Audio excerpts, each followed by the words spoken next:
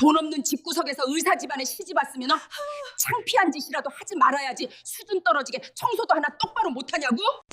찰싹.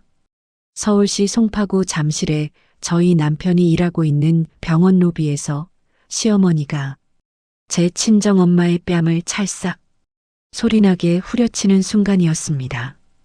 의사사위 병원 건물에서 창피하게 청소나 하고 있다며 친정엄마를 바닥에 나뒹굴게 만들었습니다. 저는 손이 떨리고 심장이 터질 것 같았어요. 하지만 시어머니는 몰랐습니다. 자기가 지금 누구의 뺨을 때렸는지, 그리고 제가 어떤 능력을 가지고 있는 며느리인지 말입니다. 친정엄마가 뺨을 맞는 모습을 보고 저는 주먹을 꽉 쥐고 결심했습니다. 이 오만한 인간들을 처참하게 응징해줘야겠다고 말입니다. 저는 서울시 송파구 잠실에 살고 있는 42세 전업주부 이지연이라고 합니다. 지금부터 제가 실제로 겪은 한 편의 드라마보다 더 드라마 같은 기가 막히고 통쾌한 이야기를 들려드리려고 합니다. 사연 시작 전 구독 버튼을 꾹 눌러주세요. 여러분의 오늘 하루가 조금 더 행복한 하루가 되실 거예요. 저는 지금 잠실의 랜드마크라고 불리는 황금타워라는 건물을 소유하고 있고 500억 원대 자산을 운용하는 투자회사 황금개발의 실제 주인입니다. 하지만 결혼한 지 10년이 넘도록 제 남편과 시댁 식구들은 제가 그저 집에서 살림만 하는 평범한 전업주부인 줄만 알고 있었습니다. 제가 왜 정체를 숨기고 살았는지, 그리고 어떻게 이 모든 일이 시작되었는지, 지금은 먼저 오늘 제가 목격한 그 끔찍한 순간부터 이야기를 시작해야 할 것 같습니다. 오늘 점심시간 무렵 황금타워 3층에 있는 제 남편의 피부과 로비는 환자들로 붐비고 있었습니다. 바로 그때 시어머니 최숙자와 시누이 김민정이 로비 정중앙 소파를 차지하고 앉아서 큰 소리로 떠들며 위세를 부리고 있었습니다. 여자가 대학 못 나왔으면 집안일이나 잘해야지라는 말을 입버릇처럼 달고 사시는 시어머니는 68세이고 동생 병원에 와서 공짜로 시술이나 받아대는 시누이는 47세입니다. 아들이 의사라는 이유 하나로 온 동네방네 유세를 떨고 다니는 사람들이죠. 그런데 바로 그 순간 로비 구석에서는 모자와 마스크를 깊게 눌러 쓴 채 바닥을 닦고 계시는 분이 있었어요. 제 어머니였습니다. 어머니 박희숙은 올해 65세이신데 제가 이 건물의 주인이라는 걸 아시면서도 집에만 계시는 게 답답하다며 나이를 먹어도 활동하고 일을 하고 싶다고 하셔서 황금타워 미화원으로 일하고 계십니다. 저는 처음에는 극구 말렸지만 어머니의 고집을 꺾을 수가 없었습니다. 그래서 절대 마스크와 모자를 벗지 않는다는 조건으로, 그리고 제가 용돈을 드리는 것이 아니라 월급을 드리고 있습니다. 큰 돈은 아니지만 그 나이에도 경제활동을 해서 돈을 버실 수 있다는 사실만으로도 친정엄마는 감사하고 행복하다고 느끼셨습니다. 청소 인력도 넉넉히 배치해서 어머니가 무리하지 않으시도록 하겠다고 약속드리고 허락해드렸어요. 평소 어머니는 제가 걱정할까봐 새벽 시간에만 일하셨습니다. 딸이 청소하는 모습을 보면 마음 아파할까봐 조심하셨던 거죠. 그런데 오늘은 동료 미화원 한 분이 갑자기 아파서 출근을 못하게 되었고 어머니께서 대타로 점심시간 근무를 서게 되신 겁니다. 시누이 민정이 마시던 커피를 들고 어머니께 다가갔습니다. 그러더니 일부러 커피를 바닥에 쏟으며 소리쳤어요. 아줌마, 여기 냄새나니까 빨리 좀 닦아요. 청소 똑바로 안 하냐고 소리를 쳤습니다. 로비에 있던 환자들이 일제히 고개를 돌렸어요. 어머니께서 당황하신 목소리로 죄송합니다.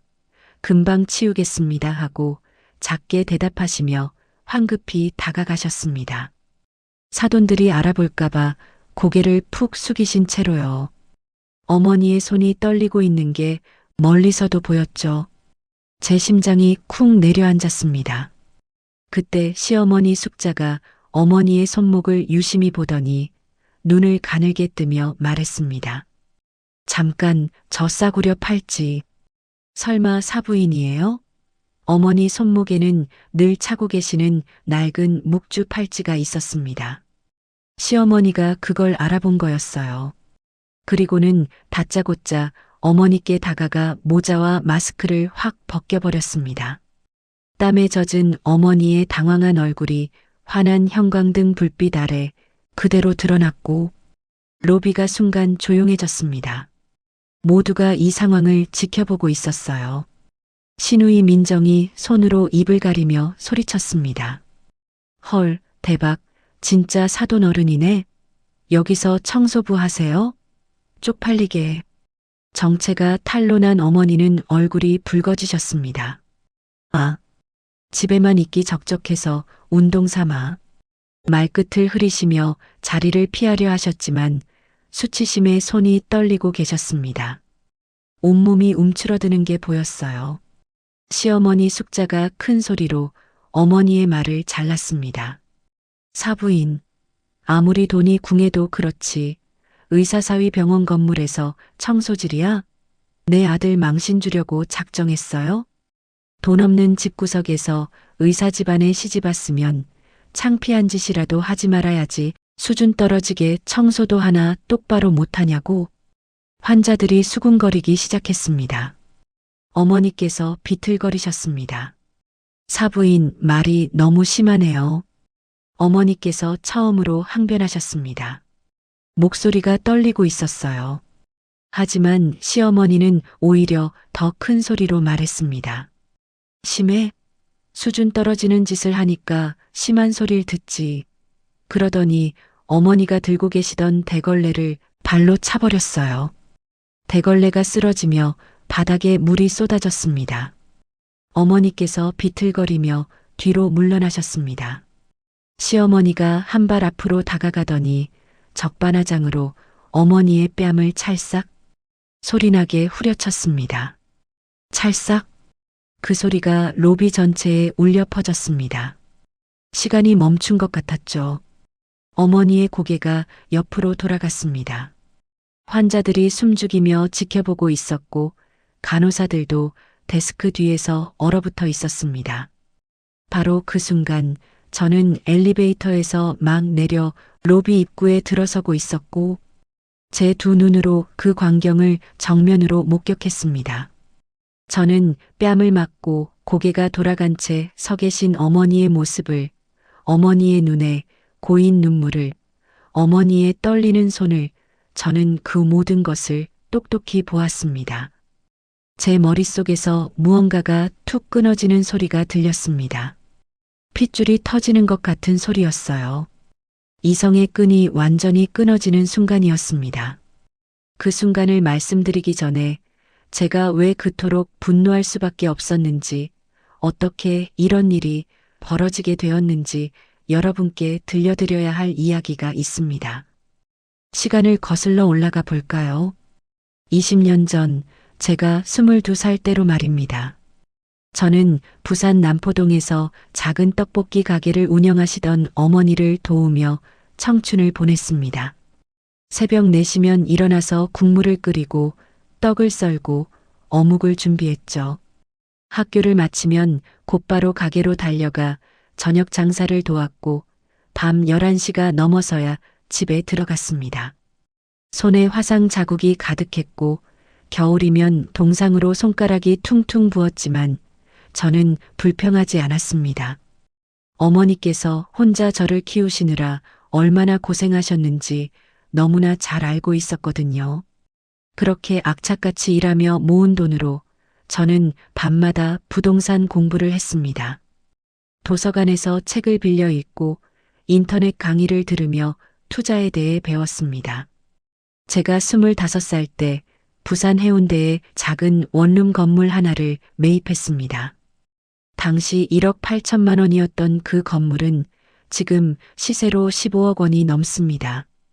그 후로도 저는 계속 공부하고 투자하면서 하나씩 하나씩 자산을 불려나갔습니다. 32살에는 서울 강남의 상가 건물을 매입했고 35살에는 지금의 잠실 황금타워 부지를 경매로 낙찰받았습니다. 35억 원에 낙찰받은 그 부지는 지금 건물을 지어 올린 후 시세가 200억 원이 넘습니다. 하지만 저는 제 성공을 자랑하고 다니지 않았어요. 오히려 숨겼습니다. 돈 냄새를 맡고 달려드는 사람들이 너무 싫었거든요. 진심으로 저를 대하는 사람이 누구인지 알고 싶었고, 제 능력이 아닌 제 돈만 보는 사람들을 걸러내고 싶었습니다. 남편 김민석을 만난 건 제가 32살 때였습니다. 친구의 소개로 만난 맞선 자리였죠. 남편은 당시 피부과 전문의로 병원 개원을 준비하고 있었어요. 의사라는 직업, 단정한 외모, 공손한 말투, 모든 게 괜찮아 보였습니다. 남편은 제가 부산에서 떡볶이 가게를 하던 집딸이라는 것만 알았고, 제가 이미 수십억 원대 자산가라는 사실은 전혀 몰랐습니다. 저는 일부러 말하지 않았어요. 남편이 제 돈이 아닌 저라는 사람을 좋아해 주길 바랐거든요. 교제 1년 만에 우리는 결혼했습니다. 결혼식은 부산의 작은 예식장에서 조촐하게 치렀습니다. 남편 쪽 하객이 200명이 넘는데 제 쪽은 50명도 안 되었습니다. 시댁 친척들이 수군거리는 소리가 들렸어요. 저 신부 집안 장사하던 집이라며? 집안격이 안 맞는 거 아니야? 결혼 3년 차였을 때 남편이 병원 개원을 준비하면서 저에게 말했습니다. 여보, 우리 반포에 아파트 한 채 사자. 병원도 개원하는데 강남에 집 한 채쯤은 있어야 체면이 서지. 사실 저는 그때 이미 반포 아크로리버파크 33평 아파트를 현금 60억 원에 매입해 둔 상태였습니다. 하지만 남편에게 그 사실을 말하지 않았어요. 대신 남편이 원하는 대로 등기부등본에 남편 이름을 올려주었습니다. 명의신탁 형식으로요. 남편의 길을 살려주고 싶었고 남편이 자신감을 가지고 병원을 운영했으면 하는 마음이었습니다. 그런데 남편은 등기부등본에 찍힌 자기 이름만 보더니 정말로 자신의 능력으로 그 아파트를 마련한 줄 착각하기 시작했습니다. 여보, 내가 이렇게 능력이 있는 사람이야. 앞으로 더 잘 될 거야. 남편은 거울 앞에서 넥타이를 매며 자신만만하게 말했습니다. 그리고 병원 개원 준비가 한창이던 어느 날 제 친구 김미소에게서 연락이 왔습니다. 미소는 제 고등학교 동창이자 가장 믿을 수 있는 친구였죠. 저는 미소에게 부탁했습니다. 내가 소유한 황금타워 3층을 남편에게 임대해 주되 네가 건물주인 것처럼 행동해줘. 내 정체는 아직 밝히고 싶지 않아. 미소는 흔쾌히 승낙했고 황금개발의 대표이사로 취임했습니다. 물론 서류상으로는 제가 실소유주였지만 대외적으로는 미소가 대표로 나섰습니다. 남편이 미소를 만난 날 저는 남편이 어떻게 행동하는지 멀리서 지켜봤습니다. 남편은 김미소 대표 앞에서 90도로 허리를 숙이며 인사했습니다. 대표님, 정말 감사합니다. 명당 자리를 이렇게 좋은 조건으로 내주시다니 평생 은혜 잊지 않겠습니다. 임대료도 주변 시세보다 30% 저렴하게 책정해 드렸는데도 남편은 그게 제 배려라는 걸 꿈에도 몰랐습니다. 집에 돌아온 남편은 소파에 앉아 다리를 꼬며 말했어요. 김 대표님이 나를 좋게 봐서 그 자리를 준 거야. 내가 이렇게 능력이 좋아. 너는 집구석에서 살림만 하느라 사회생활을 몰라. 그 말을 들을 때마다 제 가슴 한구석이 서늘하게 식어갔지만 저는 참았습니다. 언젠가는 알게 되겠지. 그때까지만 참자고 생각했죠. 하지만 진짜 고통은 시댁 식구들에게서 왔습니다. 결혼 초부터 시어머니 최숙자는 제 친정이 가난하다는 이유로 저를 무시했습니다. 명절 때마다 시댁에 가면 저는 부엌대기 신세였습니다. 지연아, 설거지는 네가 다 해. 너희 엄마가 장사하던 집이니까 손이 빠르잖아. 시어머니의 말에는 늘 가시가 돋쳐 있었습니다. 그 말을 들으며 설거지를 하는데 손에 든 그릇이 저도 모르게 떨렸습니다. 어느 추석 명절이었어요. 제가 손수 담근 김치를 명절 선물로 가져갔죠. 어머니께서 일주일 동안 정성껏 담그신 김치였습니다. 시어머니는 김치통 뚜껑을 열어보더니 코를 찡그렸습니다. 아이고, 이게 무슨 냄새야? 장사하던 집 김치는 역시 싸구려 양념 냄새가 나. 그러더니 제가 보는 앞에서 김치통을 들어 쓰레기통에 버렸습니다. 통째로요. 5kg이 넘는 김치가 플라스틱 쓰레기통 속으로 덩그러니 들어가는 모습을 보며 눈물이 핑 돌았지만 저는 꾹 참았습니다. 시누이 김민정은 더했어요. 툭하면 전화를 걸어왔습니다. 올케, 우리 엄마 생신상 알지? 친정 어머니 와서 음식 좀 도우라고 해. 손맛은 좋으시더라. 제 어머니를 무료 출장 요리사 취급하는 말투였습니다. 어머니께서는 그럴 때마다 괜찮다.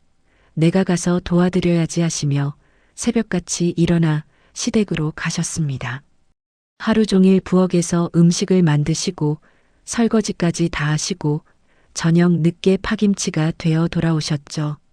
어머니의 손이 뜨거운 물에 데어 빨갛게 부어 있었어요. 그런데 시누이는 어머니께 고맙다는 인사 한마디 없이 다음 날 제게 전화해서 이렇게 말했습니다. 올케, 너희 엄마 음식간이 좀 세더라. 다음엔 좀 싱겁게 하라고 해. 제 주먹이 저도 모르게 꽉 쥐어졌습니다. 손톱이 손바닥을 파고들어 아팠지만 그 고통으로 화를 참았습니다. 시누이는 또 이런 말도 했어요. 올케, 우리 엄마가 청담동 갈 일 있는데 너희 엄마 차 좀 빌려 쓰자. 어차피 놀고 있잖아. 제 어머니께서는 15년 된 소나타를 타고 계셨습니다. 시어머니를 그 차에 태워 청담동까지 모셔다 드렸는데 시어머니는 차에서 내리면서 이렇게 말했습니다. 에휴, 냄새나. 이런 차 타고 다니는 사람이랑 사돈이라니. 그 말을 듣는 어머니의 얼굴이 하얗게 질려 있었습니다. 2년 전쯤이었을 겁니다. 어머니께서 제게 조심스럽게 말씀하셨습니다. 지연아, 엄마가 내 건물 청소 좀 하면 안 될까? 집에만 있으니까 답답하고 나이 먹어도 일을 하고 싶구나. 저는 깜짝 놀라 말렸습니다. 엄마, 무슨 말씀이세요? 편히 쉬셔야죠. 하지만 어머니는 고집을 꺾지 않으셨습니다. 내 딸 건물인데 내가 깨끗하게 닦는 게 뭐가 잘못이냐? 나이 먹어도 활동하고 싶고 월급도 받으면서 당당하게 살고 싶다. 어머니의 눈빛이 너무 간절했습니다. 결국 저는 어머니의 뜻을 꺾을 수 없어서 조건을 걸었습니다. 절대 마스크와 모자를 벗지 마세요. 그리고 무리하지 마시라고 청소 인력을 넉넉히 배치해 드릴게요. 어머니께서는 고맙다며 제 손을 꼭 잡으셨습니다. 어머니 손이 얼마나 따뜻하던지 그 온기가 아직도 생생합니다. 그렇게 어머니는 황금타워 미화원으로 일하기 시작하셨고 저는 매달 월급 200만 원을 드리고 건강검진도 정기적으로 챙겨드렸습니다. 어머니는 제가 걱정할까봐 늘 새벽 시간에만 일하셨습니다. 평일 새벽 5시부터 8시까지 아무도 없는 건물을 혼자 돌아다니시며 청소하셨죠. 저는 가끔 CCTV로 어머니의 모습을 확인했습니다. 구부정한 허리로 복도를 닦고 계시는 모습을 보면 가슴이 미어지는 것 같았습니다. 하지만 어머니께서는 늘 행복해 보이셨습니다. 내 딸 건물이니까 먼지 하나라도 아깝다고 하시며 웃으셨죠. 그런데 최근 들어 남편의 태도가 이상해졌습니다. 병원 확장을 한다며 제게 현금을 요구하기 시작했습니다. 여보, 병원 확장하려면 10억 원 정도 필요한데 네가 좀 도와줄 수 없을까? 저는 조심스럽게 물었습니다. 병원 운영은 잘 되고 있어요? 그러자 남편이 버럭 소리를 질렀어요. 장모님이 쥐꼬리만한 유산 물려준 거 아껴서 뭐하냐? 그 돈이나 내놔. 저는 그 순간 남편을 다시 보게 되었습니다. 제 어머니를 그렇게 함부로 대할 수 있는 사람이었다는 사실에 온몸이 차갑게 식었어요. 저는 냉정하게 대답했죠. 없어요. 그러자 남편은 문을 쾅 닫고 나가버렸습니다. 문이 닫히는 소리가 집안에 메아리쳤고 저는 한동안 그 자리에 서 있었습니다. 사실 저는 그때부터 남편의 재정 상태를 조사하기 시작했어요. 제 친구 김미소 대표를 통해 알아보니 남편은 병원 임대료를 6개월째 밀리고 있었습니다. 매달 500만 원씩 총 3천만 원이 밀려 있었어요. 그것도 모자라 병원 운영비까지 빼돌려 해외 코인 거래소에 송금하고 있었습니다. 비트코인, 이더리움, 리플, 온갖 알트코인에 몰빵했다가 마이너스 99% 수익률로 전부 날려먹은 내역이 고스란히 찍혀 있었습니다. 손실액만 30억 원이 넘었죠. 게다가 사채까지 쓰고 있었습니다. 연이자 30%짜리 사채를 5억 원이나 끌어다 쓰고 그것마저 코인에 몰빵해서 날린 겁니다. 사채업자들에게 매일같이 독촉 전화가 오고 있었고 남편은 그들을 피해 다니는 신세였습니다. 시어머니 최숙자도 마찬가지였어요. 아들 병원 법인카드를 자기 지갑처럼 쓰며 청담동 명품관을 제 집 드나들듯 했습니다. 결제 내역을 하나하나 확인하니 총 5천만 원이 넘었습니다. 병원 돈을 횡령해서 명품을 산 겁니다. 그런 주제에 남편과 시댁 식구들은 여전히 우린 황금타워 김 대표님과 끈이 닿아 있는 상류층이야. 너희는 서민이라는 망상에 빠져 있었습니다. 제 어머니를 멸시하고 저를 무시하며 자기들끼리만 잘난 척하며 살고 있었던 겁니다. 그리고 바로 오늘 그 모든 오만함이 정점에 달했습니다. 그날 오늘 사건이 일어나기 30분 전이었습니다. 저는 황금타워 최상층에 있는 제 회장실에 앉아 있었습니다. 잠실 롯데타워가 한눈에 내려다 보이는 전망 좋은 사무실이었죠. 책상 위에는 남편의 병원 관련 서류들이 수북이 쌓여 있었습니다. 임대료 연체 내역서, 법인카드 사용 내역, 해외 송금 기록, 사채 차용증 사본까지 하나하나 확인할수록 한숨만 나왔습니다. 제 맞은편 소파에는 친구 김미소가 앉아 있었어요. 미소는 제 고등학교 동창이자 황금개발의 명목상 대표이사입니다. 실제로는 제가 100% 지분을 소유하고 있고 미소는 제 부탁으로 대표 역할을 맡아주고 있는 거죠. 미소가 한숨을 쉬며 커피잔을 내려놓았습니다. 지연아, 내 남편 진짜 대책 없다. 임대료 6개월 밀린 건 기본이고 나한테 전화해서 김 대표님, 형님 동생 하자더라. 내가 진짜 주인은 너라고 말하고 싶은 걸 꾹 참았어. 미소의 목소리에 짜증이 묻어났습니다. 저는 책상 위에 서류를 한 장 한 장 넘기며 쓴웃음을 지었습니다. 김 대표한테는 굽신거리면서 집에선 나를 식모 취급하더니 꼴 좋네. 제 목소리가 차갑게 식어 있었습니다.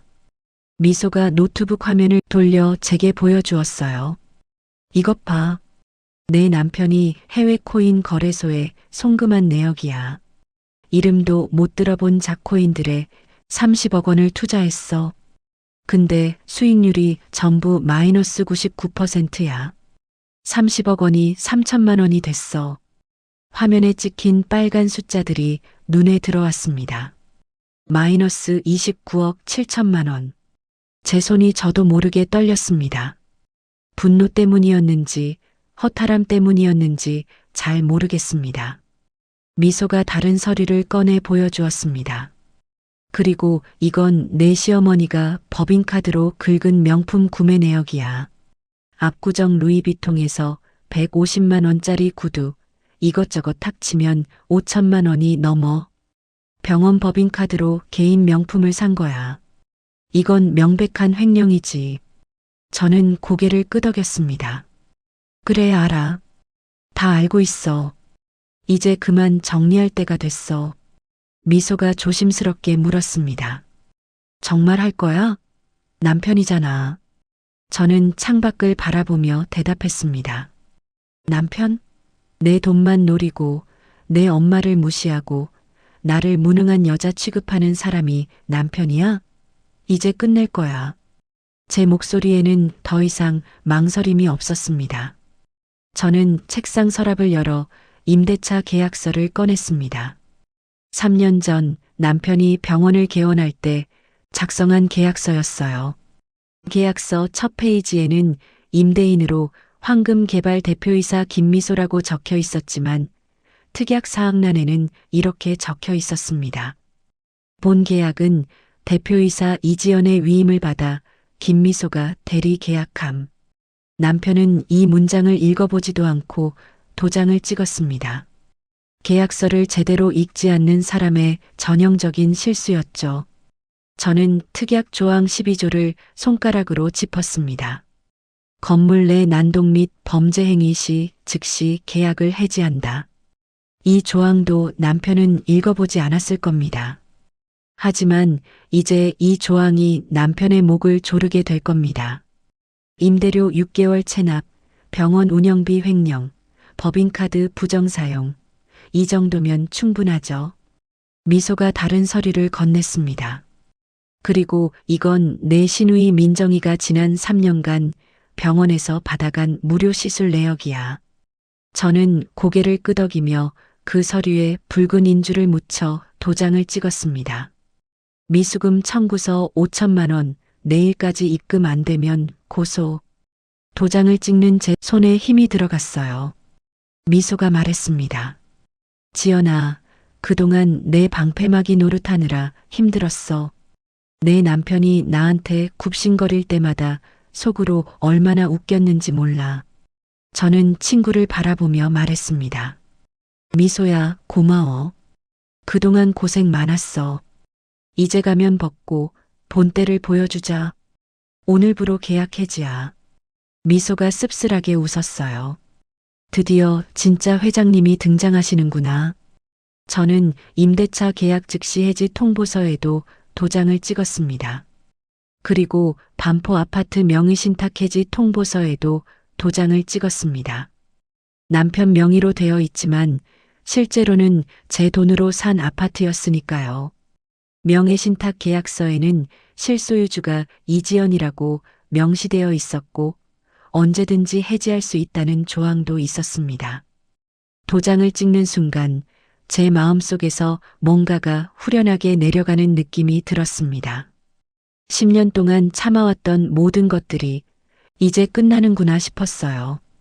미소가 서류들을 정리하며 물었습니다. 이거 다 남편한테 직접 줄 거야? 저는 고개를 끄덕였습니다. 그래, 직접 줄 거야. 제 손으로 직접. 그 사람이 얼마나 한심한 인간이었는지 똑똑히 보여줄 거야. 바로 그때였습니다. 회장실 벽면에 설치된 CCTV 모니터에서 알림음이 울렸어요. 3층 로비의 움직임이 감지되었다는 신호였습니다. 저는 모니터 쪽으로 고개를 돌렸어요. 화면에는 3층 피부과 로비가 보였습니다. 환자들이 대기 중이고 간호사들이 분주하게 움직이고 있었죠. 그리고 로비 정중앙 소파에는 시어머니와 시누이가 앉아 있었습니다. 큰 소리로 떠들며 위세를 부리는 모습이 보였어요. 제 눈살이 찌푸려졌습니다. 저 사람들은 왜 맨날 병원에 와서 행패를 부리는 걸까요? 그때 화면 구석에서 모자와 마스크를 쓴 미화원 한 분이 보였습니다. 제 심장이 쿵 내려앉았어요. 친정 어머니였죠. 어머니는 평소 새벽에만 일하시는데 오늘은 왜 점심시간에 나와 계신 걸까요? 불길한 예감이 들었습니다. 신우이 민정이 커피잔을 들고 어머니 쪽으로 걸어가는 게 보였습니다. 그러더니 일부러 커피를 바닥에 쏟았습니다. 제 손이 책상 모서리를 꽉 움켜쥐었어요.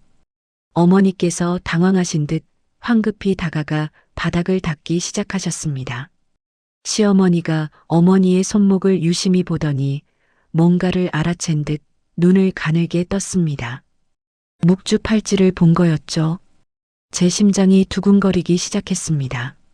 안 돼, 제발 알아보지 마. 하지만 시어머니는 어머니께 다가가더니 모자와 마스크를 벗겨버렸습니다. 어머니의 얼굴이 환한 형광등 불빛 아래 그대로 드러났어요. 제 숨이 멎었습니다.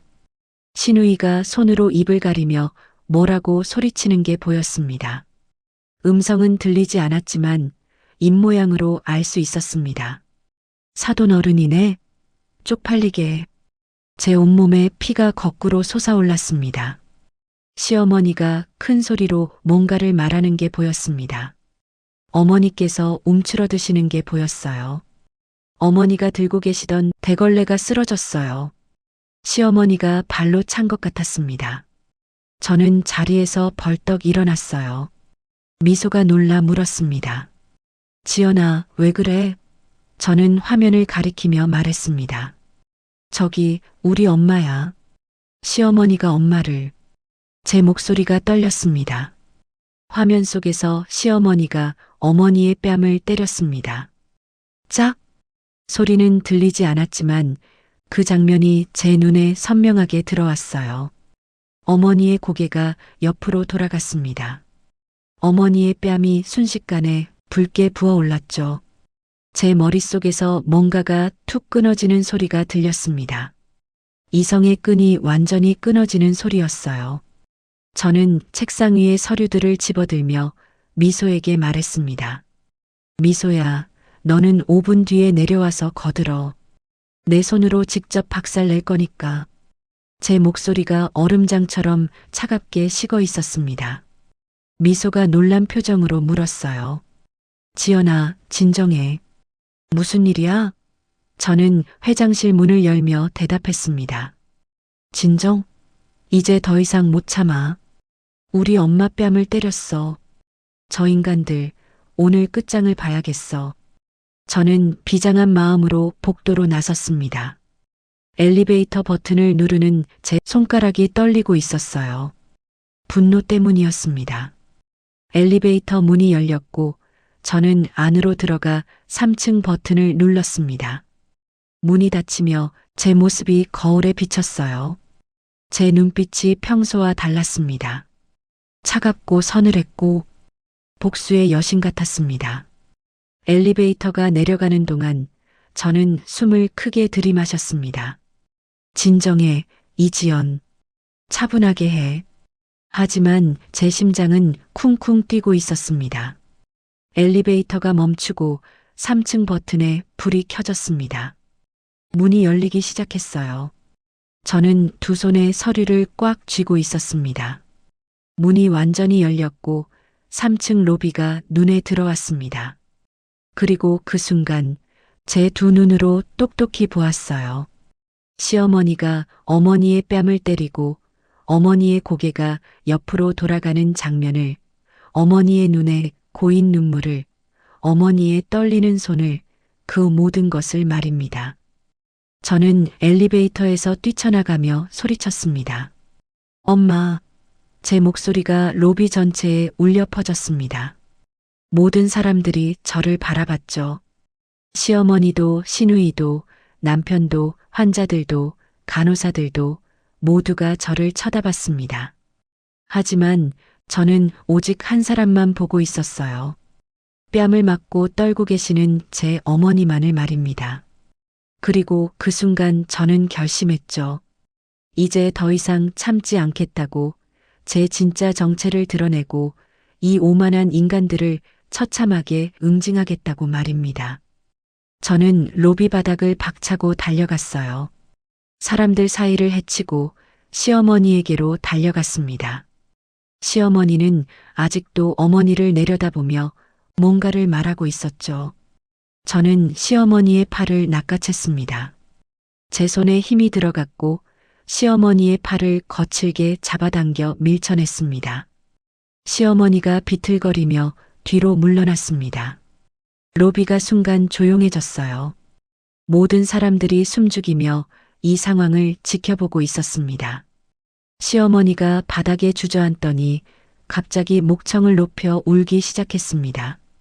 아이고, 며느리가 시애미 때리네. 어쩌다 저런 며느리가 들어와서 두 손으로 가슴을 치며 통곡하는 척 연기를 시작했습니다. 환자들이 수군거리기 시작했죠. 저 며느리가 시어머니를 밀쳤네. 요즘 며느리들은 정말 저런 사람이 엄마라니. 그 소리들이 제 귀에 들어왔지만 저는 신경 쓰지 않았습니다. 지금 제게 중요한 건 오직 한 가지, 어머니를 보호하는 것 뿐이었습니다. 신우이 민정이 제게 달려들었어요. 야, 올케 미쳤어? 지금 우리 엄마 밀쳤냐? 신우이가 제 머리채를 잡으려고 손을 뻗었습니다. 하지만 저는 신우이보다 빨랐어요.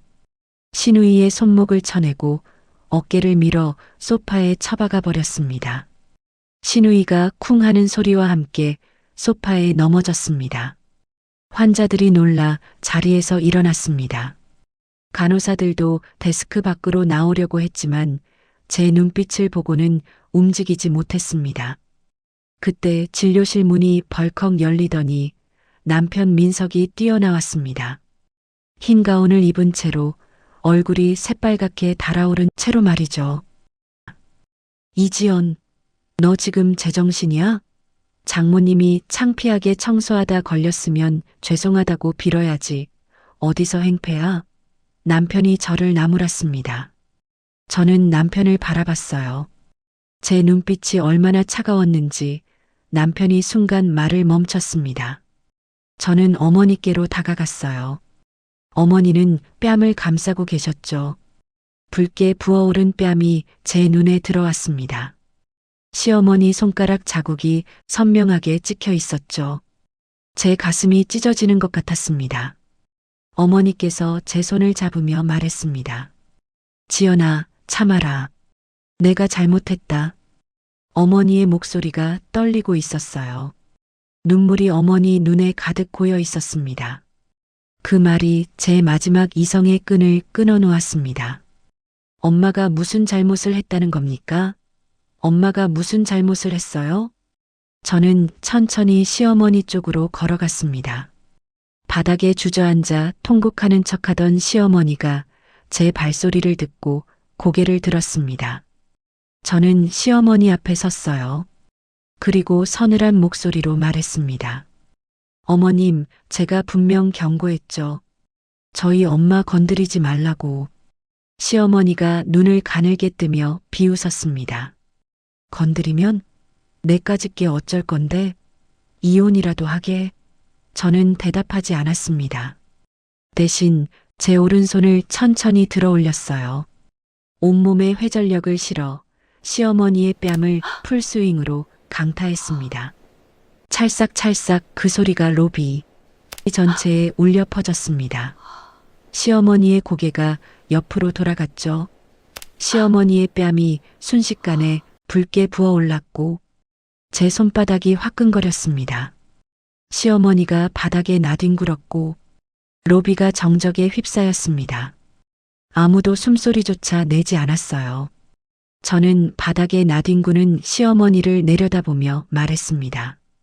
어머님이 저희 엄마 때린 건 훈계고 제가 어머님 때린 건 패륜인가요? 똑같이 돌려드렸을 뿐입니다. 제 목소리는 차갑고 침착했어요. 남편 민석이 달려들었습니다. 너.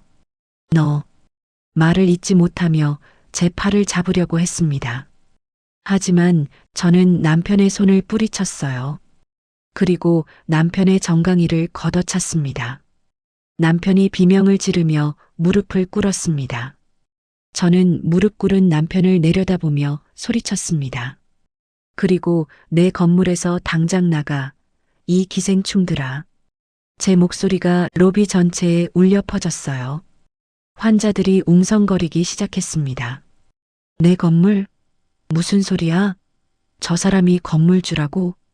바로 그때 제 뒤에서 발소리가 들렸습니다. 여러 사람의 발소리였어요. 저는 뒤를 돌아봤습니다. 황금타워 관리소장과 건장한 보안요원 4명이 로비로 들어오고 있었습니다.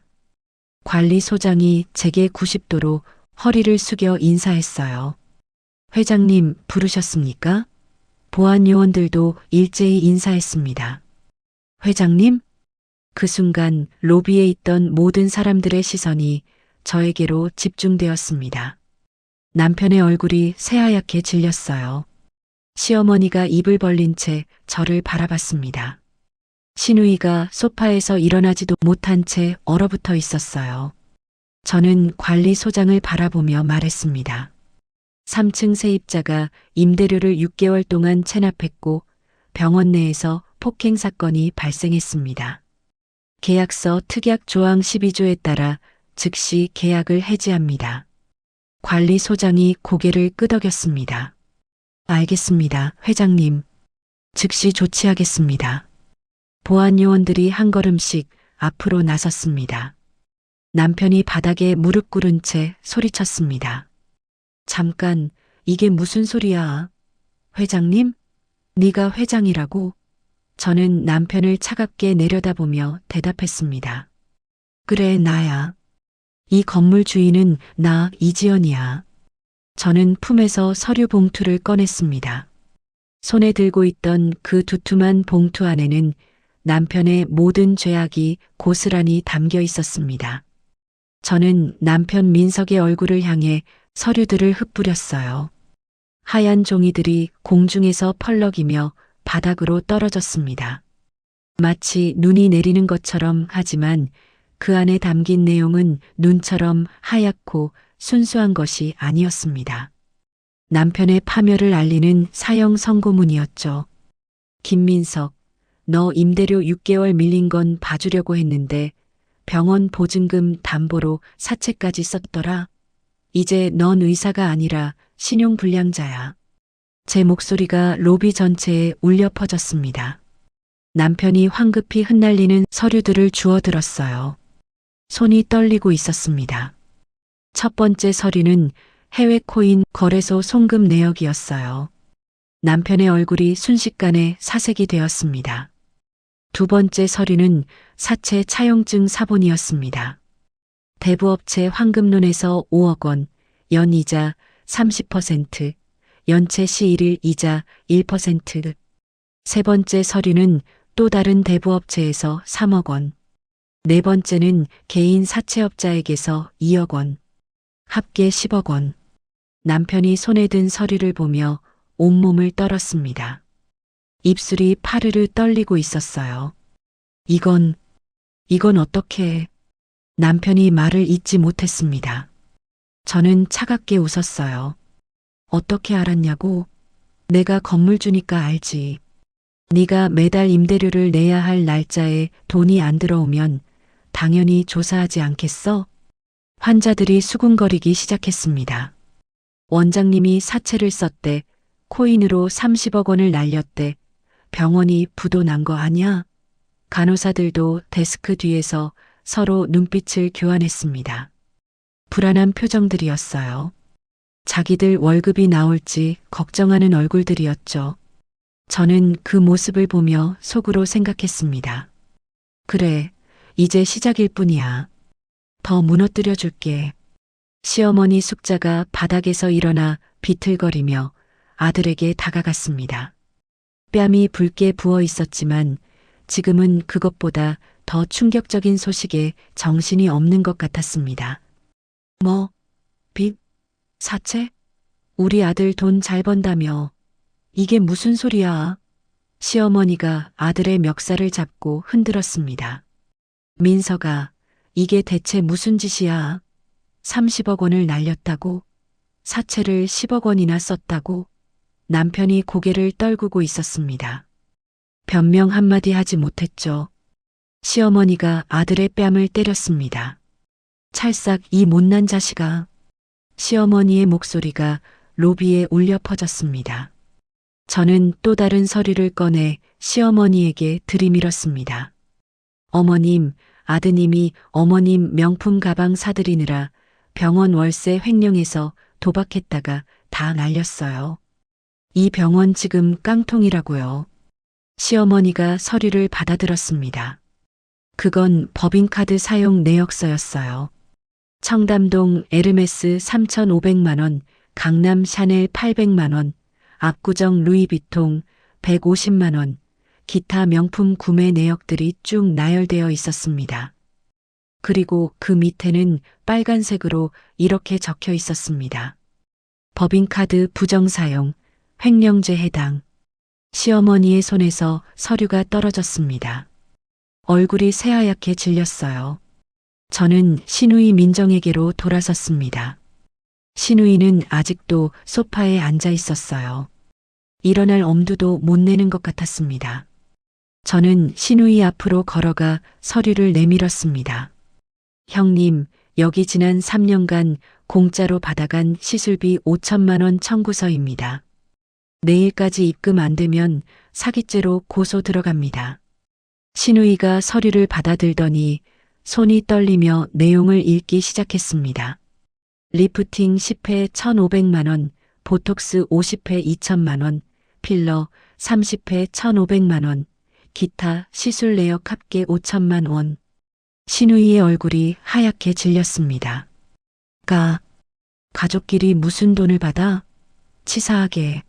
신우이가 떨리는 목소리로 말했습니다. 저는 차갑게 웃었습니다. 가족? 우리 엄마 보고 냄새난다고 한 주제에 가족 타령은 역겹네. 남남끼리 계산은 철저히 해야지. 제 목소리에는 조롱이 가득했습니다. 신우이가 입을 다물었어요. 더 이상 반박할 말이 없는 것 같았습니다. 저는 계속 말했죠. 형님, 3년 동안 매주 한두 번씩 병원에 와서 공짜로 시술 받아가셨죠. 처음엔 가족이니까 괜찮다고 생각했어요. 근데 형님, 우리 엄마한테는 어떻게 하셨죠? 커피를 일부러 쏟고 냄새난다고 하고 청소부 취급하셨잖아요. 그게 가족한테 할 짓이에요? 로비에 있던 환자들이 신우이를 쳐다봤습니다. 비난하는 눈빛들이었습니다. 저런 사람이 공짜로 시술을 받아갔다니 염치가 없네. 시어머니랑 똑같네. 환자들의 수군거림이 점점 커졌습니다. 신우이가 얼굴을 붉히며 고개를 숙였습니다. 간호사 한 명이 조심스럽게 물었습니다. 원장님, 그럼 저희 이번 달 월급은 나오는 건가요? 남편이 고개를 들지 못했습니다. 다른 간호사가 말했어요. 원장님, 대답 좀 해주세요. 저희도 생활이 있어요. 하지만 남편은 여전히 침묵했습니다. 간호사들의 얼굴이 점점 굳어갔어요. 저는 관리소장을 바라보며 말했습니다. 소장님, 병원 내 방송 좀 켜주시겠어요? 관리소장이 고개를 끄덕이고 데스크로 가서 방송 장치를 조작했습니다. 삐소리와 함께 방송이 켜졌어요. 저는 마이크를 건네받아 침착하게 말했습니다. 황금타워를 이용하시는 환자 여러분께 알립니다. 3층 민석 피부과 김민석 원장의 심각한 임대료 체납과 불법 행위로 인해 임대인은 금일부로 본 병원과의 임대차 계약을 즉시 해지합니다. 제 목소리가 병원 전체에 울려 퍼졌습니다. 대기실에 앉아있던 환자들이 일제히 고개를 들었어요. 진료실 안에 있던 환자들도 문을 열고 나왔습니다. 방송이 끝나자마자 환자들이 웅성거리기 시작했습니다. 계약 해지? 그럼 병원 문 닫는 거야? 내 진료는? 내가 예약금 50만 원 냈는데 나는 시술 비용 200만 원 결제했어. 환자들이 데스크로 몰려들기 시작했습니다. 간호사들이 당황하며 진정시키려 했지만 환자들의 분노는 쉽게 가라앉지 않았습니다. 환불해줘요. 내 돈 돌려줘. 사기 아니야? 경찰 신고해야겠어. 목소리들이 점점 커졌어요. 로비가 순식간에 아수라장이 되었습니다. 남편 민석이 일어나려고 했지만 다리에 힘이 없는지 다시 바닥에 주저앉았습니다. 얼굴이 완전히 백지장처럼 하얗게 질려 있었어요. 입술이 파르르 떨리고 있었습니다. 제가 환불해 드릴게요. 남편이 떨리는 목소리로 말했지만 아무도 들어주지 않았습니다. 환자 한 명이 남편에게 소리쳤어요. 뭘로 환불해 줄 건데요? 사채빚이 10억 원이라며? 당장 내일이라도 사채업자들이 병원 문 박차고 들어올 거 아니에요? 다른 환자가 말했습니다. 그러게요. 원장님이 신용불량자라며? 이런 병원에서 누가 시술을 받아요? 간호사들도 하나둘씩 가방을 챙기기 시작했습니다. 수간호사가 남편에게 말했습니다. 원장님, 죄송하지만 저희도 생활이 있어서요. 이번 달 월급이 안 나온다면 저희는 더 이상 일할 수 없습니다. 다른 간호사들도 고개를 끄덕였습니다. 원장님, 그동안 감사했습니다. 간호사들이 하나씩 병원을 나가기 시작했습니다. 남편이 손을 뻗으며 소리쳤습니다. 잠깐만 기다려. 하지만 아무도 돌아보지 않았습니다. 병원 문이 하나씩 열리고 닫혔어요. 따닥, 따닥, 따닥. 그 소리가 남편의 파멸을 알리는 조종처럼 들렸습니다. 시어머니 숙자가 아들에게 달려가 멱살을 잡았습니다. 이 못난 자식아, 30억 원을 날리고도 나한테 한마디 안 했어? 명품 가방 사준다고 법인카드 쓰라고 해놓고 그게 횡령이었다고? 나를 범죄자로 만들 거야? 시어머니의 목소리가 히스테리컬하게 높아졌습니다. 남편이 고개를 숙인 채 대답했습니다. 죄송해요, 어머니. 목소리가 간신히 들릴 정도로 작았습니다. 시어머니가 아들의 뺨을 또 때렸습니다. 짝? 죄송하긴 뭐가 죄송해. 이제 우리 어떻게 살라고. 신우이 민정이 언니에게 다가갔습니다. 엄마, 진정해요. 우리 올케한테 빌면 되잖아요. 올케가 돈 많은 거 이제 알았잖아요. 신우이가 저를 바라봤습니다. 하지만 제 눈빛을 보고는 곧바로 시선을 피했습니다. 저는 차갑게 웃었습니다. 빌면 돼요? 형님, 30분 전에 우리 엄마한테 뭐라고 하셨죠? 냄새난다고 청소부 취급하셨잖아요. 그런 사람이 지금 나한테 빌겠다고요? 제 목소리가 얼음장처럼 차가웠습니다. 신우이가 입을 다물었어요. 저는 남편을 내려다보며 말했습니다. 김민석, 당신은 3년 동안 내가 누군지도 모르고 살았어요. 김미소 대표한테는 90도로 인사하면서 집에 와서는 나를 집구석에서 살림만 하는 무능한 여자 취급했죠. 내 돈으로 산 아파트를 당신 능력인 줄 착각하고 내 건물에서 병원하면서도 나를 무시했어요. 그런데 이제 와서 뭘 빌겠다고요? 남편이 고개를 들어 저를 바라봤습니다. 눈에 눈물이 가득 고여 있었어요. 여보, 제발. 하지만 저는 고개를 돌렸어요. 더 이상 볼 것도 없었습니다. 저는 보안 요원들에게 손짓했어요. 이 사람들 당장 내보내세요. 영업 방해하는 잡상인들이에요. 보안 요원 4명이 일제히 앞으로 나섰습니다. 시어머니가 소리쳤습니다. 뭐? 잡상인? 나를 잡상인이라고 불렀어? 저는 차갑게 대답했습니다. 그럼 뭐예요? 이 건물 주인 허락도 없이 로비에서 고성방가하고 직원 폭행하고 영업 방해한 사람들이잖아요. 당연히 퇴거 조치해야죠. 보안 요원들이 시어머니의 팔을 잡았습니다. 시어머니가 발버둥 쳤지만 건장한 보안 요원들을 당해낼 수 없었습니다. 신우이도 남편도 똑같이 보안 요원들에게 붙잡혔습니다. 나 줘. 시어머니가 소리쳤지만 보안 요원들은 묵묵히 그들을 로비 밖으로 끌고 갔습니다. 저는 그 모습을 팔짱을 끼고 지켜봤습니다. 오만했던 의사 가온은 이제 빚쟁이의 누더기가 되었고 잘난 척하던 시어머니와 시누이는 이제 쫓겨나는 신세가 되었습니다. 로비에 남아있던 환자들이 그 광경을 넋 놓고 바라봤습니다. 누군가 작게 중얼거렸습니다. 인과응보네. 저는 그 말을 듣고 고개를 끄덕였습니다. 그래요, 인과응보예요. 뿌린 대로 거두는 거죠. 보안 요원들이 시댁 식구들을 끌어내고 로비가 조금 조용해졌습니다.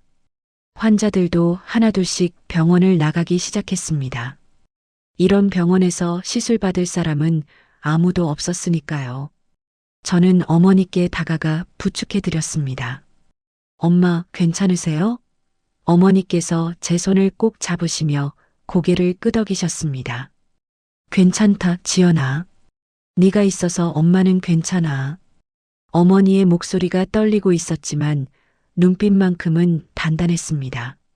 저는 어머니를 로비 구석 소파에 앉혀드렸습니다. 그때였습니다. 로비 밖으로 끌려나갔던 남편 민석이 다시 안으로 들어왔습니다. 보안 요원을 뿌리치고 들어온 것 같았습니다. 얼굴이 새빨갛게 달아올라 있었고 숨을 헐떡이고 있었습니다. 야, 이지연, 네가 아무리 건물주래도 한계가 있어. 내가 누군지 알아? 나는 이 건물 주인 김미소 대표님이랑 얼마나 친한데. 너 각오해. 남편이 손가락으로 저를 가리키며 소리쳤습니다. 저는 그 모습을 보며 피식 웃었습니다. 아직도 정신을 못 차린 것 같았어요. 정말 한심하다는 생각이 들었습니다. 저는 천천히 휴대전화를 꺼냈고 남편이 제 행동을 주시했습니다. 뭐 하는 거야? 저는 대답하지 않고 김미소의 번호를 눌렀어요. 스피커폰 버튼을 켜서 모두가 들을 수 있게 했고 신호음이 울렸습니다. 한 번, 두 번, 세 번, 그리고 전화가 연결되었어요. 여보세요, 지연아. 미소의 목소리가 스피커를 통해 흘러나왔습니다.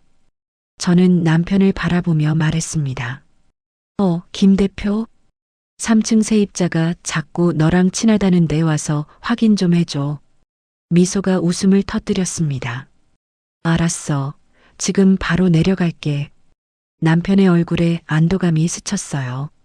그래, 김 대표님이 오시면 네가 얼마나 건방진지 알게 될 거야. 김 대표님이 널 혼내주실 거야. 남편이 중얼거렸습니다. 저는 팔짱을 끼고 엘리베이터 쪽을 바라봤습니다. 잠시 후 엘리베이터 도착 신호음이 울렸어요. 문이 열리기 시작했고 남편의 시선이 엘리베이터로 향했습니다. 김미소 대표가 걸어 나왔어요. 깔끔한 검정색 정장을 입고 서류 가방을 들고 있었습니다. 평소와 다름없는 모습이었죠.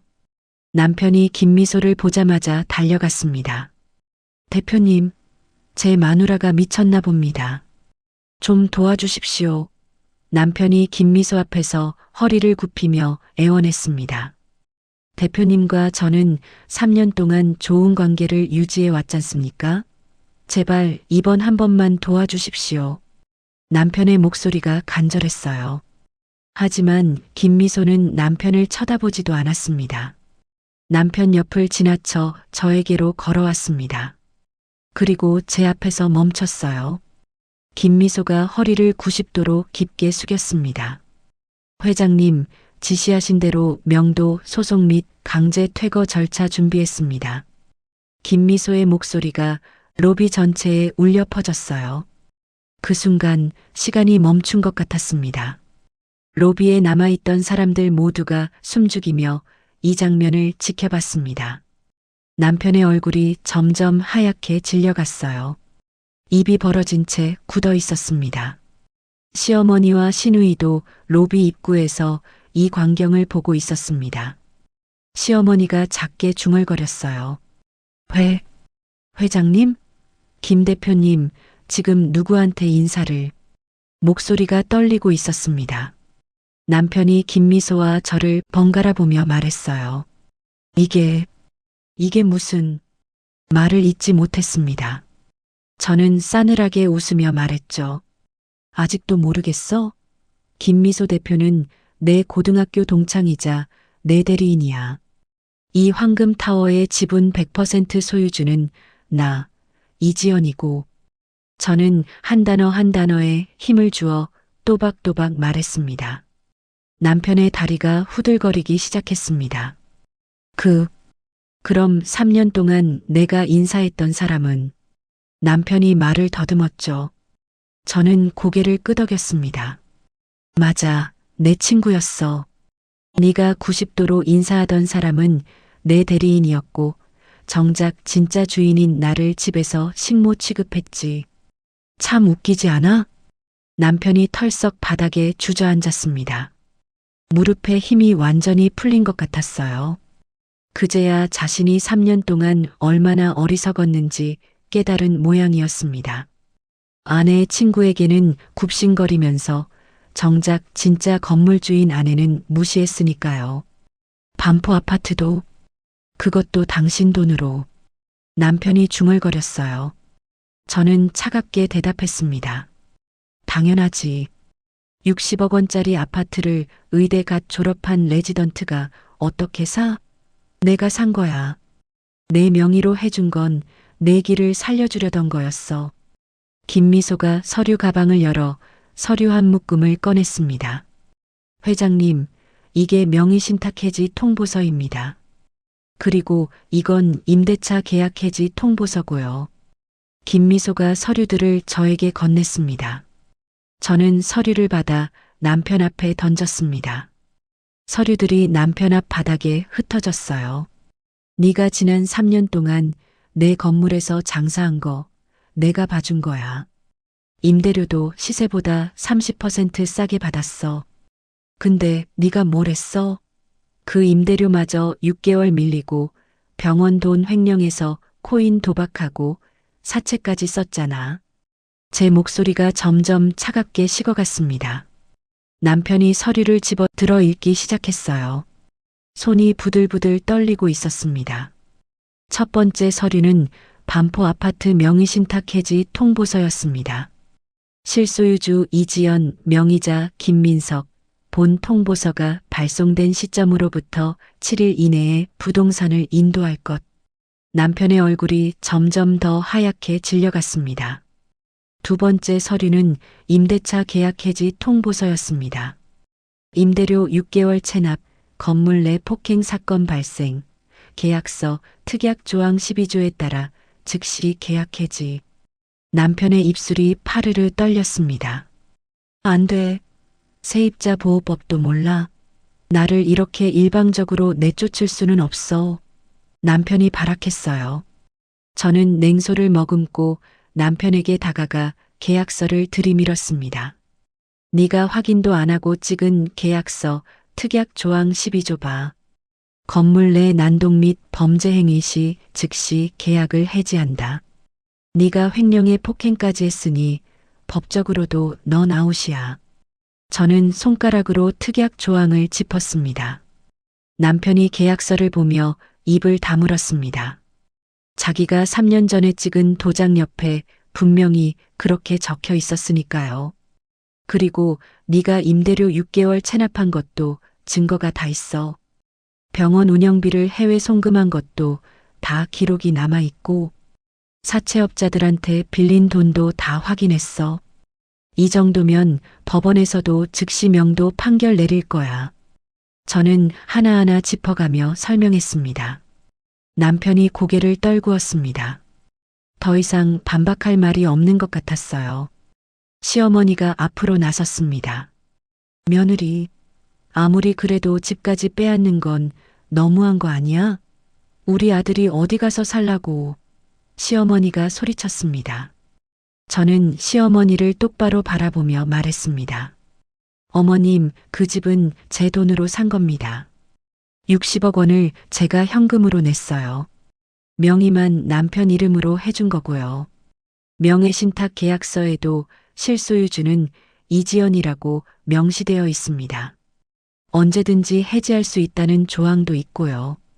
저는 차근차근 설명했습니다. 시어머니가 말을 잃었어요. 그럼 우리 아들은 무일푼이 되는 거야? 시어머니의 목소리가 떨렸어요. 저는 고개를 끄덕였습니다.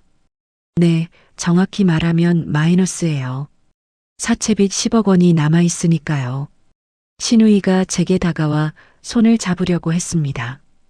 옳게, 제발 한 번만 봐줘. 우리가 잘못했어. 다시는 그러지 않을게. 제발. 신우이의 목소리가 간절했습니다. 하지만 저는 손을 뿌리쳤습니다. 형님, 30분 전에 우리 엄마한테 뭐라고 하셨죠? 냄새난다고 청소부 취급하셨잖아요. 그런데 이제 와서 용서를 빌어요? 저는 차갑게 말했습니다. 신우이가 고개를 숙였죠. 미안해. 정말 미안해. 신우이가 작게 중얼거렸습니다. 하지만 저는 더 이상 들어주지 않았어요. 저는 관리소장을 바라보며 말했습니다. 소장님, 이 시각부로 3층 민석 피부과는 퇴거 명령이 내려졌습니다. 병원 내 모든 물품은 압류 대상이니 봉인 조치해 주세요. 관리소장이 고개를 끄덕였습니다. 알겠습니다, 회장님. 즉시 조치하겠습니다. 보안 요원들이 병원 안으로 들어가기 시작했어요. 진료실, 대기실, 상담실, 모든 곳에 압류 딱지가 붙기 시작했어요. 남편이 그 모습을 멍하니 바라봤어요. 3년 동안 공들여 꾸민 병원이 순식간에 무너지고 있었습니다. 그리고 반포 아파트도 7일 이내에 비우세요. 제 돈으로 산 집이니까 숟가락 하나라도 들고 나가면 절도로 신고할 겁니다. 저는 남편에게 마지막 통보를 했어요. 남편이 고개를 들어 저를 바라봤습니다. 눈에 눈물이 가득 고여 있었죠. 여보, 우리 10년을 함께 살았잖아. 정말 이래야 해? 남편의 목소리가 떨렸습니다. 저는 차갑게 대답했어요. 10년? 그 10년 동안 당신은 나를 뭐라고 불렀죠? 무능한 여자, 집구석에서 살림만 하는 사람, 사회생활 모르는 사람. 그런 사람한테 용서를 구하는 거예요? 저는 돌아서서 김미소에게 말했습니다. 미소야, 수고했어. 이제 끝났어. 김미소가 제 어깨를 가볍게 두드렸습니다. 지연아, 잘했어. 이제 내 인생 살아. 김미소의 목소리가 따뜻했어요. 저는 고개를 끄덕였습니다. 그리고 어머니께로 돌아가 손을 잡았어요. 엄마, 이제 가요. 여기는 더럽혀진 곳이에요. 어머니께서 제 손을 꼭 잡으시며 일어나셨습니다. 우리는 로비를 나섰어요. 뒤에서 남편의 목소리가 들렸습니다. 지연아, 지연아. 하지만 저는 돌아보지 않았습니다. 시어머니의 울음소리도 들렸죠. 며느리, 제발. 신우이의 애원하는 목소리도 들렸습니다. 옳게. 하지만 저는 계속 걸었습니다. 어머니와 함께, 김미소와 함께 우리는 엘리베이터에 올랐어요. 엘리베이터 문이 닫히기 직전 저는 마지막으로 로비를 바라봤습니다. 바닥에 주저앉은 남편, 통곡하는 시어머니, 멍하니 서 있는 신우이, 그들의 모습이 눈에 들어왔죠. 그리고 문이 완전히 닫혔습니다. 엘리베이터가 위로 올라가기 시작했어요. 제 심장이 두근거렸습니다. 하지만 이번에는 분노 때문이 아니었어요. 후련함 때문이었습니다. 드디어 끝났다는 안도감 때문이었죠. 엘리베이터가 1층에 도착했습니다. 문이 열리고 우리는 황금타워 정문으로 걸어갔습니다. 밖으로 나서는 순간 빗방울이 얼굴에 떨어졌습니다. 언제부터였는지 비가 내리기 시작한 것 같았어요. 하늘은 잔뜩 찌푸려져 있었고 굵은 빗줄기가 쏟아지고 있었습니다. 관리소장이 우산을 펴서 저와 어머니께 건넸습니다. 회장님, 조심히 가십시오. 저는 고개를 끄덕이고 우산을 받았죠. 어머니와 함께 우산을 쓰고 건물 밖으로 나섰습니다. 비에 젖은 보도블록이 매끄러웠어요. 빗물이 도로를 타고 흘러내리고 있었습니다. 우산 위로 떨어지는 빗소리가 요란했죠. 타닥, 타닥, 타닥. 그리고 건물 입구 계단 아래 빗속에 세 사람이 주저앉아 있는 모습이 보였습니다. 시어머니, 남편 신우이였습니다. 보안 요원들이 그들을 건물 밖으로 끌어낸 것 같았습니다. 그들은 우산도 없이 비를 맞으며 바닥에 앉아 있었죠. 옷이 흠뻑 젖어 몸에 달라붙어 있었고 머리카락에서는 빗물이 줄줄 흘러내렸습니다. 처량한 모습이었어요. 우리가 계단을 내려가자 시어머니 숙자가 고개를 들었습니다. 빗물과 눈물로 범벅이 된 얼굴이었죠. 화장이 번져 눈밑이 시커멓게 변해 있었어요. 시어머니가 비틀거리며 일어나더니 어머니께로 기어왔습니다. 무릎으로 젖은 바닥을 기며 다가왔어요. 그리고 어머니의 바짓가랑이를 붙잡았습니다. 사부인. 아니 여사님, 제가 눈이 삐었었나 봐요. 한 번만 용서해 주세요. 시어머니의 목소리가 떨렸습니다. 비굴하게 애원하는 모습이었어요. 30분 전까지만 해도 어머니의 뺨을 때리던 그 사람이 이제는 어머니 앞에 무릎을 꿇고 있었습니다. 어머니께서는 예전에 주눅든 모습이 아니었어요. 당당하게 서 계셨습니다. 등이 꼿꼿했고 눈빛이 단단했죠. 어머니께서 자신의 옷자락을 잡은 시어머니의 손을 천천히 떼어내셨습니다. 그리고 점잖게 말씀하셨어요. 격 떨어지게 왜 이러십니까? 냄새나니 비키세요. 어머니의 목소리는 차분했지만 그 안에는 단단한 힘이 담겨 있었습니다. 30분 전 시어머니가 어머니께 했던 그 말을 어머니께서 그대로 돌려주신 거예요. 시어머니의 얼굴이 하얗게 질렸습니다. 손에서 힘이 빠지며 어머니의 옷자락이 떨어졌습니다. 남편 민석이 제게로 기어왔어요. 젖은 바닥에 무릎을 대고 기어오는 모습이 초라했습니다. 한때 잘 나가던 피부과 원장의 모습은 어디에도 없었죠. 그저 빚더미에 앉은 신용불량자의 모습만 남아 있었습니다. 여보, 우리 사랑했잖아. 빚만 좀 해결해주면 내가 평생 종처럼 살게. 남편이 제 다리를 붙잡으며 애원했습니다. 빗물이 남편의 얼굴을 타고 흘러내렸습니다. 눈물인지 빗물인지 구분이 안 갔어요. 저는 남편을 내려다봤습니다. 벌레를 보는 눈빛으로 말이죠. 저는 코트 안주머니에서 서류 봉투를 꺼냈습니다. 미리 준비해 둔 것이었어요. 봉투를 열어 서류를 꺼내 남편의 얼굴에 던졌습니다. 서류가 남편의 얼굴에 맞고 바닥에 떨어졌어요.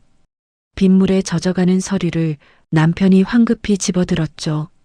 그것은 이혼 소송 신청서였습니다. 사랑? 내 돈을 사랑했겠지. 위자료 청구 소송도 같이 넣었으니 법정에서 보자. 제 목소리가 빗소리에 섞여 퍼졌습니다. 남편이 서류를 보며 흐느꼈어요. 위자료 청구 금액 50억 원. 그 숫자가 남편의 눈에 들어왔을 겁니다. 남편이 고개를 저었습니다. 안 돼. 이혼은 안 돼. 우리 애들은 어떡하고. 남편이 떨리는 목소리로 말했어요. 저는 차갑게 웃었습니다. 애들은 내가 키울 거야. 당신 같은 아빠 없어도 잘 자랄 거야. 당신은 이제 신용불량자의 사기죄 범죄자잖아. 애들한테 무슨 좋은 아빠가 되겠어? 저는 하나하나 말을 이어갔습니다. 남편의 얼굴에서 핏기가 싹 가셨죠. 신우이 민정이 일어나서 제게 소리쳤습니다. 야, 그래도 조카들 고모인데 너무한 거 아니야? 빗물에 젖은 머리카락이 얼굴에 찰싹 붙어 있었습니다. 화장도 다 번져 형편없는 모습이었습니다. 저는 신우이를 똑바로 바라보며 말했습니다. 고모, 내 아이들에게 너 같은 고모는 없는 게 교육상 좋아. 형님, 우리 엄마한테 냄새난다고 한 그 입으로 무슨 고모 노릇을 하겠어요? 저는 조롱하듯 웃었습니다. 신우이가 말을 잃었죠. 그리고 내일 모레까지 5천만 원 입금 안 되면 사기죄로 고소 들어갑니다. 형님, 돈 마련하는데 바쁠 텐데 조카들 걱정할 시간이 어디 있어요? 저는 차갑게 말을 이었습니다. 신우이의 얼굴이 새하얗게 질렸어요. 5천만 원을 어떻게 마련하겠습니까? 자기 형편도 어려운데 말입니다. 저는 대기하고 있던 경호원들에게 손짓했습니다. 이 사람들 다시는 얼씬도 못하게 막아요. 제 아파트 근처에도, 제 회사 근처에도, 아이들 학교 근처에도 접근 금지입니다. 만약 나타나면 즉시 경찰에 신고하고요. 경호원들이 일제히 대답했습니다. 알겠습니다, 회장님. 저는 어머니의 손을 잡고 주차장 쪽으로 걸어갔어요. 제 차가 대기하고 있었습니다. 검은색 벤츠 S클래스였어요. 기사가 뒷문을 열어주었습니다. 저는 어머니를 뒷좌석에 먼저 앉혀드렸죠. 차에 오르기 직전 저는 마지막으로 뒤를 돌아봤습니다. 빗속에 남겨진 세 사람이 보였어요. 시어머니가 아들에게 소리를 지르고 있었습니다. 엄마 때문에 망했잖아. 네가 명품이나 사지 않았으면 이렇게 안 됐어. 남편이 소리쳤어요. 시어머니가 아들의 멱살을 잡았습니다. 뭐, 내 탓이야? 네가 도박만 안 했어도 이렇게 안 됐지.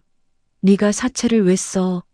시어머니가 비명을 질렀고 신우이가 두 사람 사이에 끼어들었습니다. 엄마, 오빠, 그만해요. 우리 지금 서로 싸울 때야?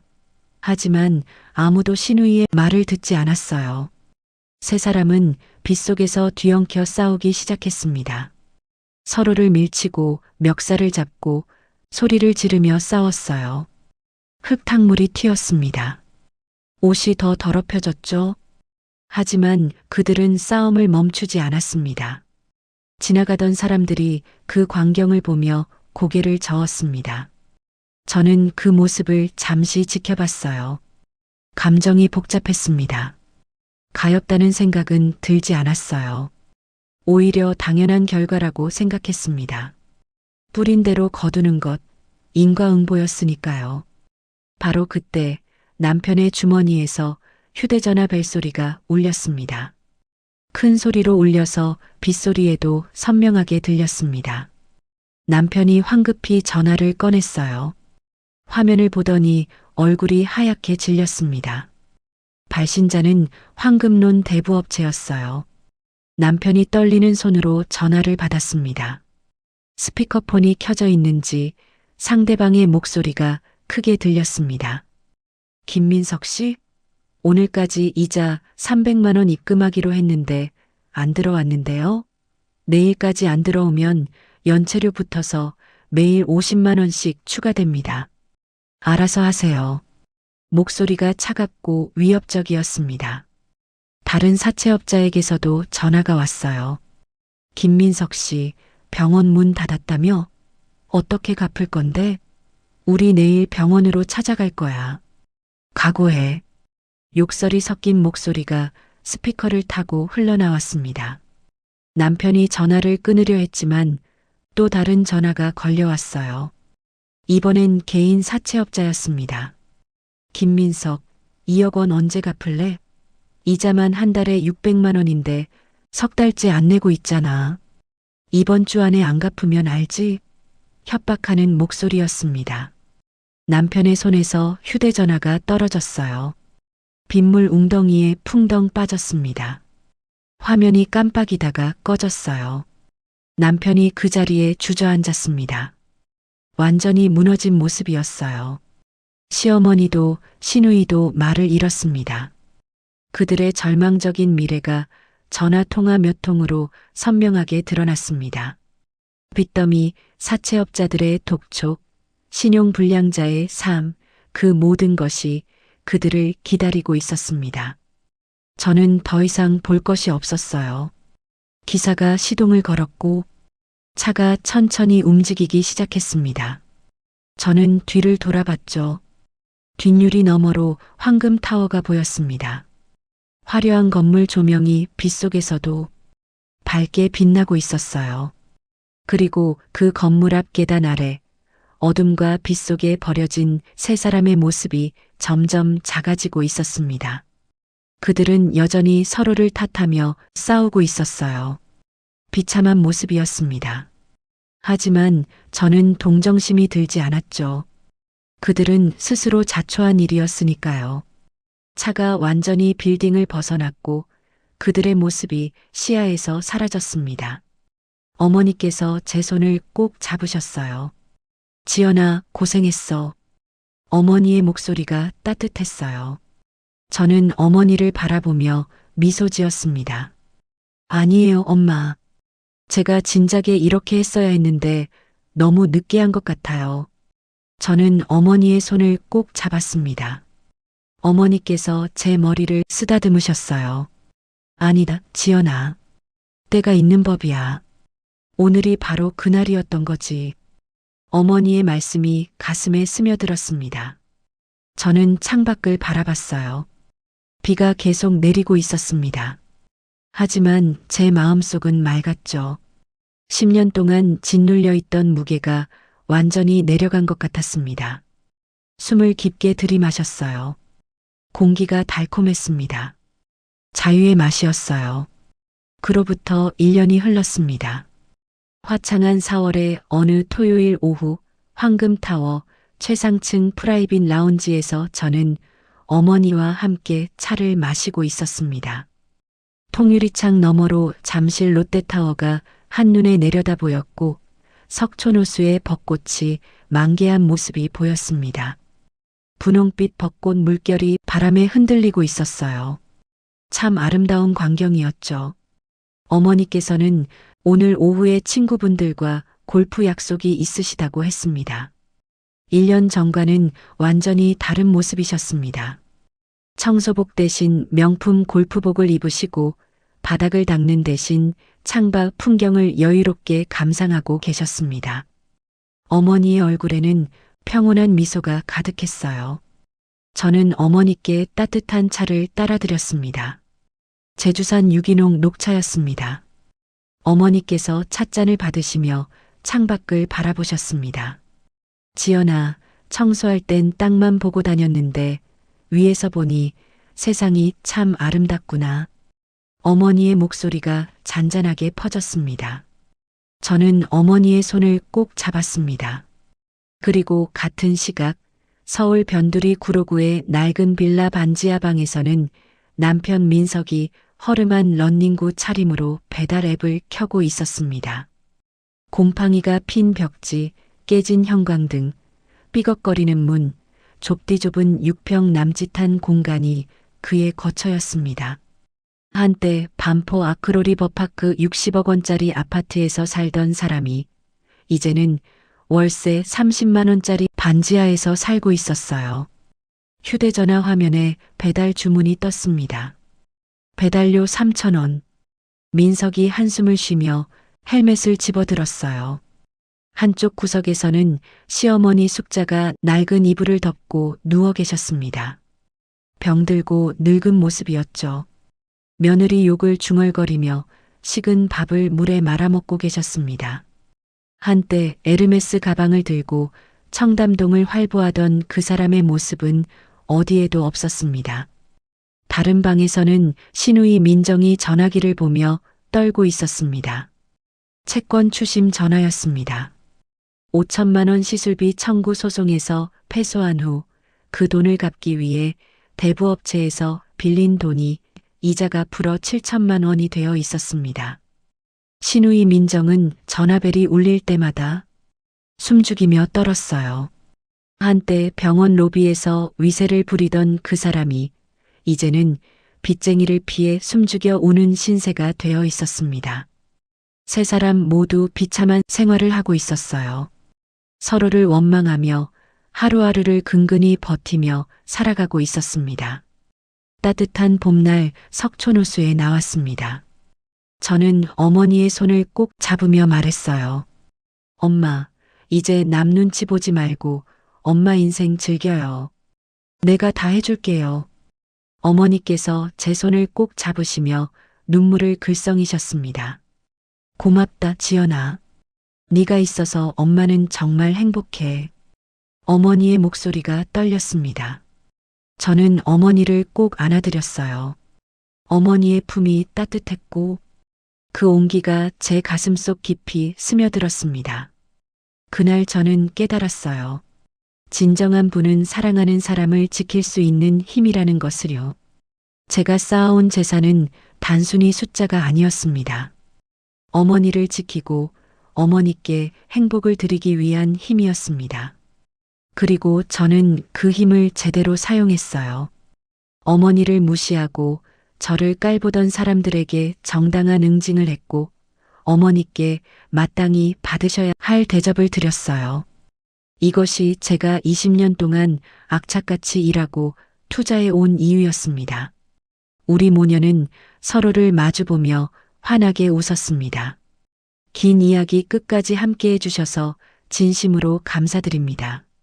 사람을 돈이나 학벌로 평가하거나 직업에는 귀천이 없는데 하찮은 일이라고 생각하고 청소부라고 미화원이라고 무시하는 행동은 절대로 하면 안 되겠지요.